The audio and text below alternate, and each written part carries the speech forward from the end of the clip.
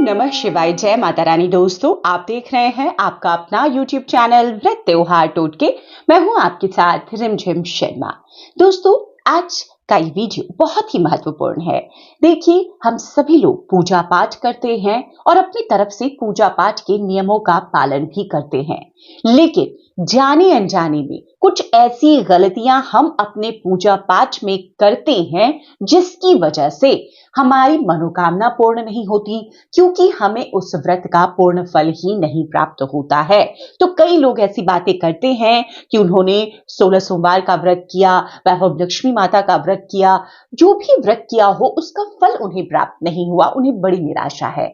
तो आज इस वीडियो में मैं ऐसी कुछ गलतियां बताने वाली हूं। अगर आप भी अपनी पूजा पाठ में ऐसी गलतियां करते हैं तो सावधान हो जाइए अब भी और इन गलतियों को ना दोहराइए। देखिए, इन गलतियों को अगर हम अपनाते हैं अपने पूजा पाठ में, सनातन धर्म में, तो उस पूजा का, उस पाठ का हमें फल ही नहीं प्राप्त होता। तो अब मैं शास्त्रीय विधि द्वारा किस नियम को सही बताया गया और कैसी गलतियां जो बताई गई हैं वो हमें जानना बेहद जरूरी है। तो मैं ऐसी ही कुछ गलतियों को यहां पर आपके ध्यान में ला रही हूं कि आप भी इन गलतियों को अपनी पूजा के दौरान भूल कर ना करें, इन बातों का ध्यान रखें। सबसे पहली जो गलती है, देखिए, कई लोग पूजा खड़े होकर करते हैं। अगर आप भी करते हैं तो ये ध्यान से देख लें। हमारी धार्मिक मान्यताओं में पूजा कभी भी खड़े होकर नहीं करना चाहिए। यह शास्त्रीय नियम के विरुद्ध है।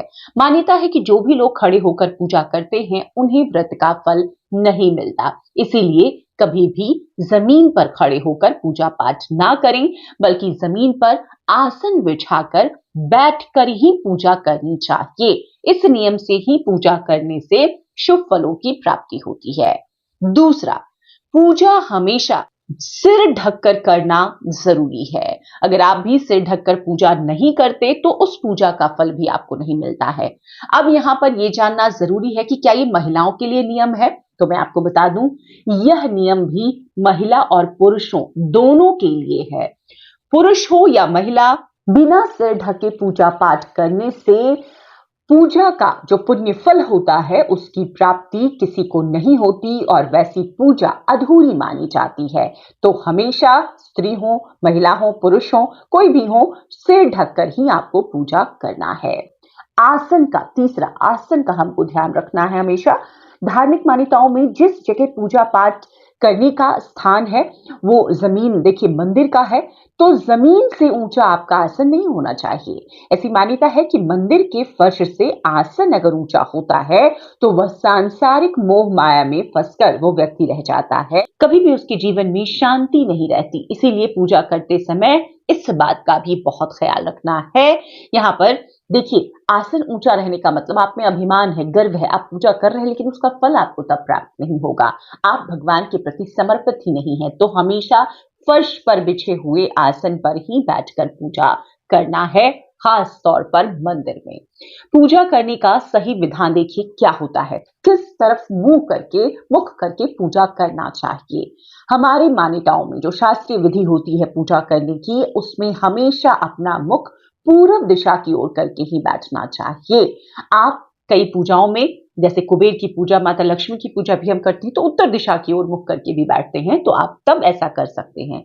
लेकिन पश्चिम और दक्षिण दिशा की ओर मुख करके पूजा हमें नहीं करनी चाहिए। इसके साथ ही दोस्तों, अब जो पूजा का स्थल होता है उस पर हम चीजों को कहाँ रखते हैं, तो देखिए, दाहिने हाथ की ओर आपको घंटी रखनी है, धूप रखनी है, अगरबत्ती और दीप रखना है।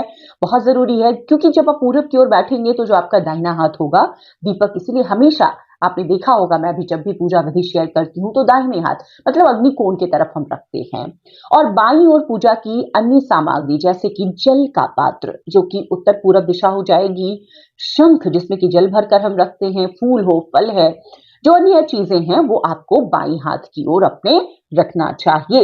यही सही विधान है। इसी विधान से पूजा करने से उस पूजा का पूरा फल हमें मिलता है। अब ये पूजा नवरात्रि की पूजा हो, कोई साप्ताहिक पूजा हो, कोई सालाना पूजा, जैसे कि आप तीज व्रत कर रहे हैं, जैसे कि करवा चौथ का व्रत कर रही हैं, इन व्रतों में भी आपको ध्यान देना है। साप्ताहिक व्रतों में जैसे आप माता वैभव लक्ष्मी का व्रत कर रहे हैं, सोमवार का व्रत करते हैं, मंगलवार का व्रत करते हैं, सभी व्रतों में जब आप दीप प्रज्वलित करेंगे तो अपने दाहिने हाथ की ओर और जो जल का पात्र होगा वो बाएं हाथ की ओर ध्यान रखिएगा।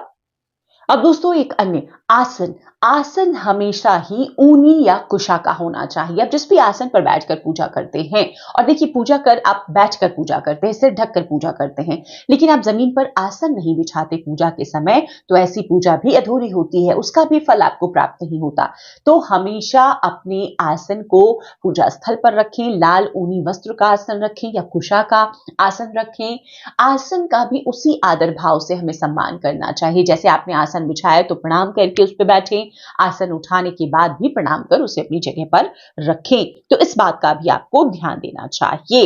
अपने पूजा स्थल पर कुशा का एक आचमन जरूर रखें शुद्धि के लिए। कुशा सबसे शुद्ध मानी जाती है।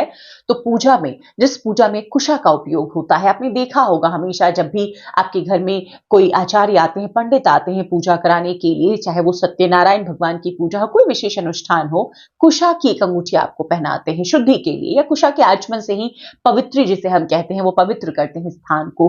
तो बहुत जरूरी होती है और आपकी पूजा में शुभता लाती है, पूर्ण फलों की प्राप्ति कराती है। तो ये कुछ ऐसे नियम हैं जिन नियमों को अगर पूजा के समय हम नहीं मानते हैं तो उसका पूर्ण फल ही हमें प्राप्त नहीं होता। फिर बाद में हमें बहुत निराशा होती है कि हमने तो पूरे श्रद्धा भाव से पूजा की, लेकिन जिस भी मनोकामना से भी की, जिस भी कार्य की सिद्धि के लिए की, वो कार्य हमारा सिद्ध नहीं हुआ, हमारी मनोकामना क्यों पूर्ण नहीं हुई। तो ऐसी ही छोटी मोटी गलतियां हमसे होती है जो कि पूजा पाठ शास्त्रीय विधि के लिए बहुत बड़ी गलतियां हैं, तो इन्हें हमें जरूर ध्यान में रखना चाहिए। उम्मीद करती हूँ ये जो जानकारियां आपके साथ मैंने शेयर की है आपके लिए उपयोगी होगी। अगर वीडियो पसंद आया हो तो लाइक जरूर कर दीजिएगा। चैनल पर पहली बार आए हैं, इस तरह की जानकारियां आपको भी अच्छी लगती है तो चैनल को सब्सक्राइब भी जरूर कर लें। नोटिफिकेशन के लिए बेल बटन प्रेस कर दें ताकि जब भी मैं कोई वीडियो शेयर करूं वो सबसे पहले आपको प्राप्त हो सके। वीडियो देखने के लिए बहुत बहुत शुक्रिया। जय माता रानी, हर हर महादेव।